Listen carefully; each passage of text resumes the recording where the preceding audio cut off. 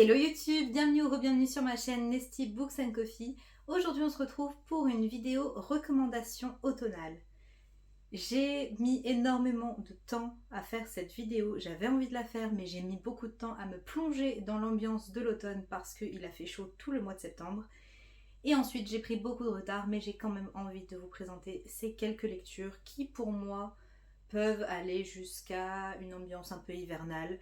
Je ne suis pas une lectrice de saison, j'ai tendance à lire tout et n'importe quoi à n'importe quel moment, mais si c'est le genre de lecture que vous aimez, les ambiances un petit peu sombres, un petit peu spooky ou un peu cosy aussi, pour l'automne, je pense que cette vidéo pourrait vous intéresser. Ça me permet de vous reparler de livres dont je ne parle pas forcément très souvent. Et c'est parti parce que j'en ai beaucoup.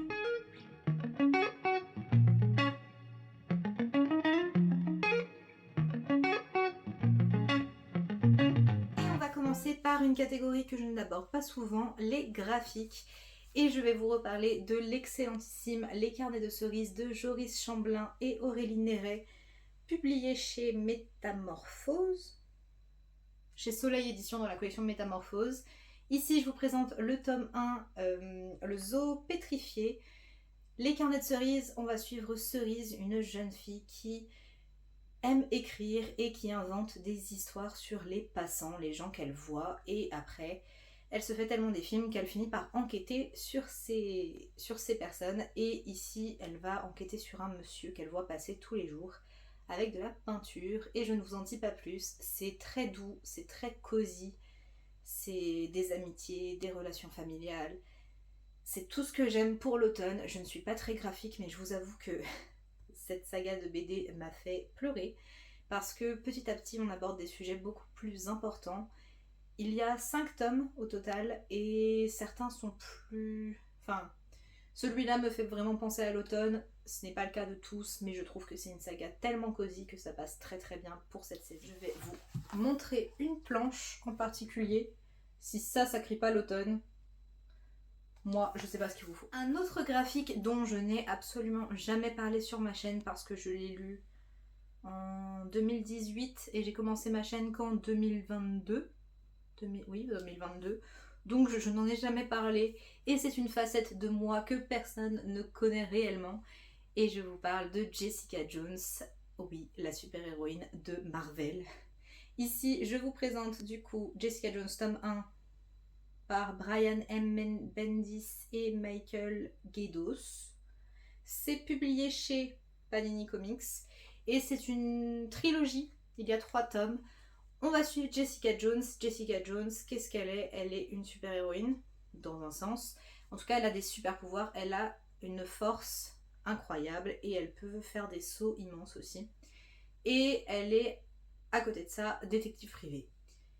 Cette ambiance d'enquête et en même temps de super pouvoir et cette ambiance de New York, c'est New York hein, je crois, oui c'est New York, mais un peu poisseux, un peu les bas-fonds de New York, je trouve que c'est parfait pour cette saison.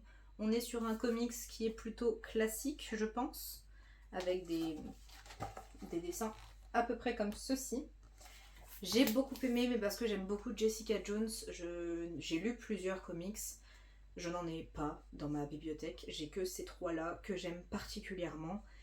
Et je pense que c'est parfait pour l'automne, si vous ne connaissez pas et que vous êtes fan de Marvel. Ça passe tout seul. Le dernier graphique que j'ai lu pour le Romantasy Challenge de Nina Quill, il s'agit de Pilou des Bois de Maïka Nguyen.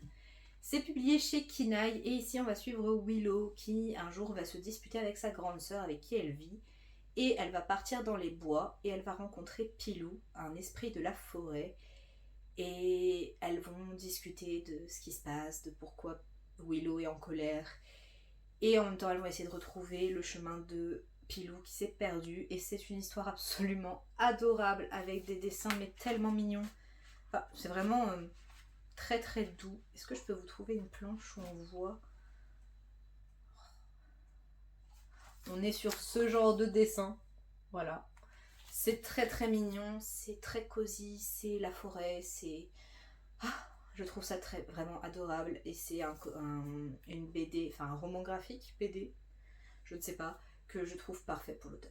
Je n'avais que 3 graphiques à vous présenter, mais pour faire la transition, je vous propose un roman illustré dont vous avez entendu parler de partout, mais comment ne pas le présenter dans une vidéo recommandation automnale. Et je vous parle bien sûr de Mémoires de la forêt de Michael Brun-Arnaud, publié chez l'École des loisirs et illustré par Sanoé. Je vous présente ici le tome 2, Les carnets de Cornelius Renard. Je trouve que le tome 1 peut se lire en automne sans problème, mais on suit un petit peu les saisons. Le tome 3 se passe en hiver et le tome 2 en automne. Le tome 1, je pense qu'on est sur l'été. Oh, je saurais même pas trop dire, mais pour moi c'est très automnal parce que ça se passe dans la forêt, parce qu'on suit un renard libraire. Et qu'est-ce qu'il y a de plus automnal qu'un renard libraire ? Franchement. Dans ce tome-là, on va donc suivre notre cher Archibald Renard qui va se faire éjecter de de sa librairie par comment il s'appelle, Célestin Loup, qui prétend qu'on lui a volé la librairie et qu'elle n'appartient pas à la famille Renard. Pardon. Et donc s'ensuit une petite enquête pour savoir ce qui s'est réellement passé entre les renards et les loups. Et c'est parfait pour l'automne et en plus ça aborde des thématiques que je ne vous citerai pas parce que c'est du spoil, mais c'est un coup de cœur encore. Le tome 1 l'avait été, le tome 2, tout pareil, et je vais me procurer le tome 3 pour cet hiver parce que c'est trop doux, c'est trop bon pour passer à côté. Enfin, ne passez pas à côté, je pense que ça peut se lire à tout âge, vraiment. C'est Mémoire de la forêt. C'est un autre genre, mais on est quand même sur une lecture plutôt cosy. On est sur de la cosy fantasy, ce que l'auteur fait très bien de toute évidence. Je vous parle de Sous la porte qui chuchote de T.J. Klune, publié chez De Saxus. Dans ce livre, on va suivre un homme, Wallace, j'ai vérifié le nom, qui va mourir du jour au lendemain. Et Wallace, c'était pas un homme bien. Il pensait qu'à son travail, il a divorcé parce qu'il s'occupait pas du tout de sa femme, il n'a pas d'amis, il n'a pas de passion, il n'a pas de hobby, il bosse, c'est tout. Et Wallace, il va mourir et le truc c'est qu'il y a un entre-deux avant la mort, enfin avant de partir ailleurs. Et il va rencontrer une faucheuse qui va l'emmener dans cette petite bicoque qui est un salon de thé. Et dans ce salon de thé, il va rencontrer Hugo. C'est Hugo son nom ? Hugo, je m'en souviens. Et Hugo, c'est un passeur et il va essayer de montrer à Wallace qu'en fait, sa vie, ça aurait pu être mieux, mais qu'il n'est pas trop tard pour faire les choses d'une autre façon. Et c'est un livre qui est extrêmement doux, extrêmement beau. Il ne se passe pas des choses incroyables, c'est pas plein de rebondissements.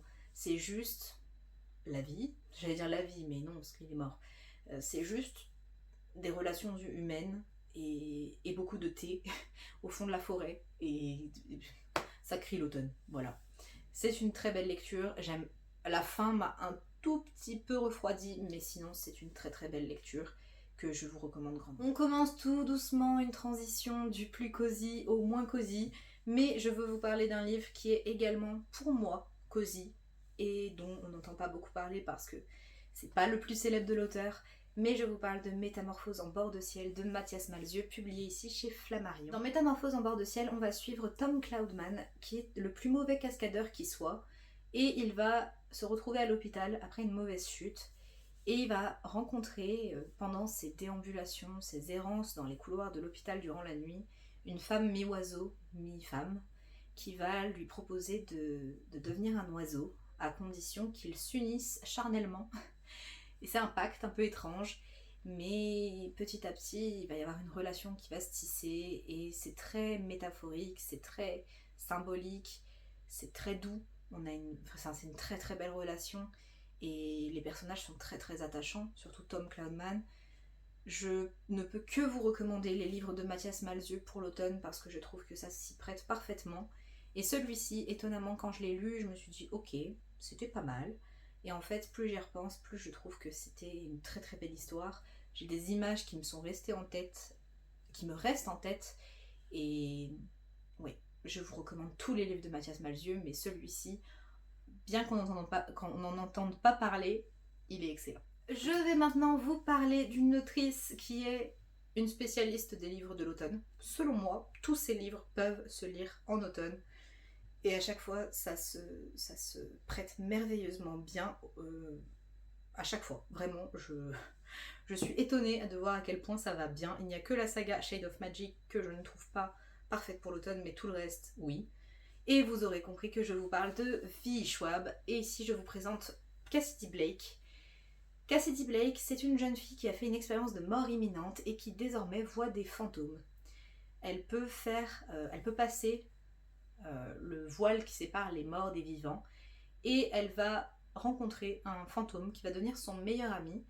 Et le comble pour Cassidy, c'est que ses parents sont des chasseurs de fantômes. Ils font des émissions, je ne sais pas si vous voyez ce genre d'émissions, où les gens essayent de détecter le paranormal, en gros. Et en fait, ses parents ne voient pas les fantômes, mais elle est obligée de les suivre dans leurs aventures, et elle les voit. Et c'est assez jeunesse, mais ça aborde des thématiques qui sont assez importantes, je trouve. On a cette notion d'amitié, évidemment, entre Cassidy et son meilleur ami fantôme, mais on a aussi le deuil, on voyage beaucoup dans cette saga.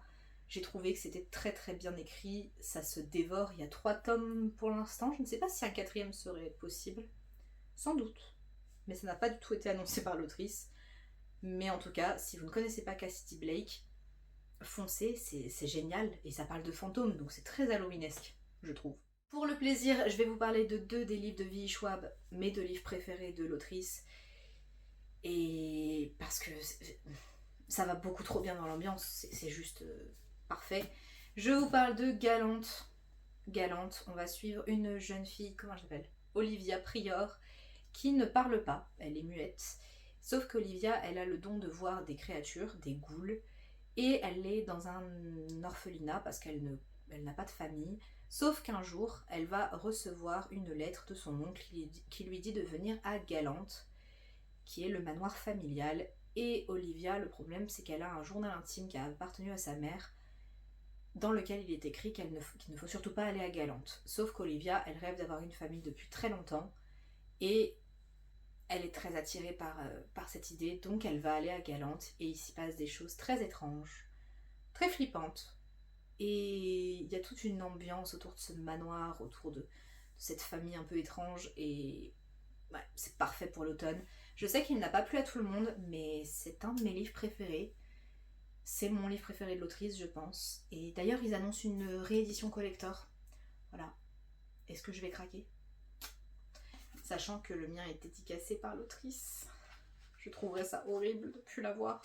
Mais bon, c'est ma petite dédicace.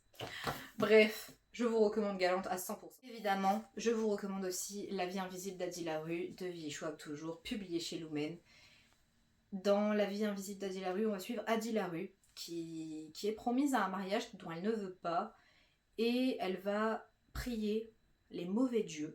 Elle va prier en fait pour ne pas être promise à ce mariage, pouvoir être libre, sauf qu'elle va prier jusqu'à la tombée de la nuit, et la personne qui lui a appris à prier les dieux lui a toujours dit de ne pas prier la nuit parce que c'est les mauvais qui répondent, et elle va se retrouver prise au piège dans un souhait qu'elle a mal formulé.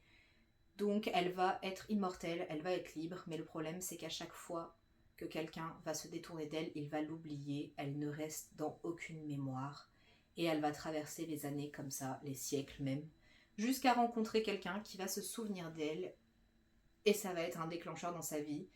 C'est un livre très contemplatif, très lent, mais l'ambiance est géniale, c'est très beau, la relation est très belle, on a aussi cette relation avec le démon qui a maudit Adi, qui est exceptionnellement bien écrite. Et c'est un roman que je recommande à 100%, mais vous l'avez déjà vu partout, donc je ne vais pas vous le survendre.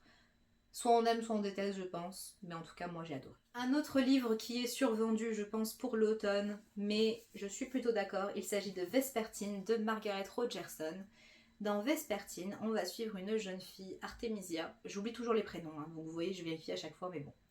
Artemisia, elle vit dans un couvent et elle s'occupe des corps des morts, je crois. Oui, c'est ça. Elle veut devenir une sœur grise chargée de purifier les corps des défunts. Sauf qu'un jour, son couvent va être attaqué et elle va donc faire un pacte avec un démon très très très puissant Et le problème c'est que ce démon va prendre possession d'elle et ils vont cohabiter dans son corps, ce qui est un peu étrange dit comme ça. Et il va se passer plein de choses, elle va devoir fuir le couvent et je vous laisse découvrir la suite. J'ai trouvé ce roman absolument génial. Au début quand je l'ai lu, je me suis dit oui c'est pas mon préféré, je préfère Sorcery of Sorrows. Je l'avais même mis en top 1, Sorcery of Sorrows de mon année 2022. Et en fait je me souviens mieux de celui-là et je crois que j'ai préféré celui-là. Ce qui est très surprenant, mais en prenant le recul sur certains livres, ça arrive qu'on change d'avis et vraiment celui-ci est génial. Je sais que beaucoup de gens l'ont pas aimé, mais je trouve que l'ambiance est parfaite. On est à la limite de l'ambiance hivernale, mais comme il y a ce côté possession et démon, je me dis que ça passe bien pour l'ambiance un peu spooky de l'automne. Mais c'est un livre que j'aime beaucoup, il y a beaucoup de réflexions sur les relations et Artemisia, elle a de l'anxiété et c'est très très bien représenté. Je vous le recommande à 100% comme Sorcery of Swords. L'autrice est très douée pour la représentation et pour les personnages très forts, très incarnés. Et j'adore ce livre. J'ai déjà envie de le relire. J'ai tellement de livres à relire et tellement envie d'en lire d'autres. C'est sans fin. Pour ne rien gâcher, admirez le jaspage. C'est un des premiers jaspages que j'ai eu dans ma bibliothèque et vraiment je le trouve magnifique. Un livre que j'ai lu très récemment mais qui est parfait pour l'ambiance et qui est sorti il y a très peu de temps. Il s'agit de Méduse de Martine Desjardins que je vous ai présenté dans mon dernier book haul. Quoique je ne sais pas quand est-ce que cette vidéo va sortir.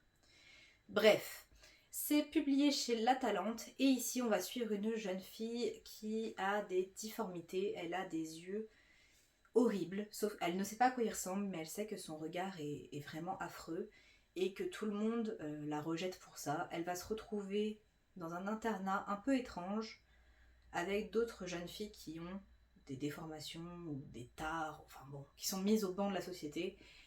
Et elle va petit à petit découvrir les capacités de ses yeux. Et c'est un récit gothique, féministe, assez cruel, très dérangeant, mais avec une vraie portée féministe. Enfin vraiment ça m'a bluffé. Je trouve que c'est très très bien écrit. Parfois un petit peu étrange, mais je pense que c'est parce que c'est québécois et que du coup le français n'est pas exactement le même. Je pense que ça a été retravaillé pour cette édition, mais il y a quand même des expressions des fois que je ne connaissais pas.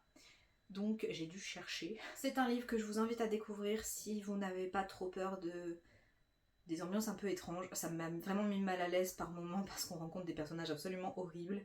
Mais c'est très très bien écrit, assez poétique et avec cette ambiance un peu gothique qui fait le charme de l'ouvrage et en même temps tout ce lien avec la mythologie grecque. Enfin bon, c'est un livre que j'ai adoré, qui m'a perturbée mais qui était vraiment cool. Oh ma fille, viens me voir. Oh toutou. Bon, le cadre a peut-être un peu changé mais mon toutou a vomi de l'herbe et du coup elle est toute tristoune. Donc elle est avec moi. Voilà, elle a besoin de câlins. Tu dis bonjour? Tu dis bonjour? Oui. Allez, tu descends? Tu vas dans ton panier? Tu vas dans ton panier? C'est bien. T'es gentil. Comment parler d'ambiance automnale sans parler de la maison d'édition du Chat Noir? Et je vais vous présenter deux ouvrages de Cécile Guillot, les deux, que j'ai découvert cette année et que j'ai trouvé très particulier mais parfait pour l'automne. Le premier c'est Lullaby, j'ai toujours du mal à prononcer ce livre, ce titre de livre, où on va suivre une jeune fille, Hazel, qui aime les autres filles et qui veut devenir écrivain. Donc rien ne va dans sa vie parce qu'elle n'est pas censée le faire. On est dans les années 20 aux États-Unis, donc une femme écrivain qui aime d'autres femmes, ça passe pas. Elle va être envoyée dans un institut pour les femmes déviantes. Et dans cet institut, il se passe des choses étranges. Elle va découvrir une pièce magique. Et j'en dis pas plus parce que c'est un livre dont je ne savais rien, mais avec une portée, pareil, féministe, exceptionnelle. Elle va rencontrer des personnages qui m'ont bouleversée et c'est très court, mais vraiment je vous le recommande à 100%. C'est